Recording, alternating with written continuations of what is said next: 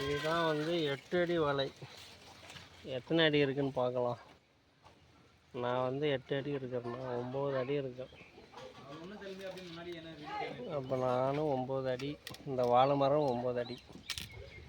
9 அடி வாழை. இது பாரு கரெக்டாக 8 அடி வாழை.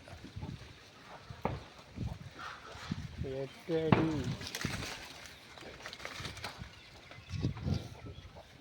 ஐ மாதுளை.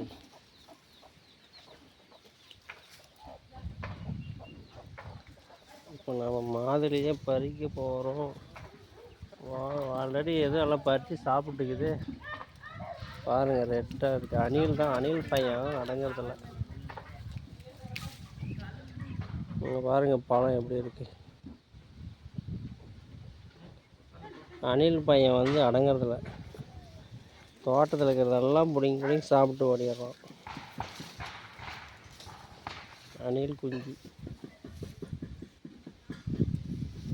கோழியே இந்தா சாப்பிடு, எடுத்துக்கோ.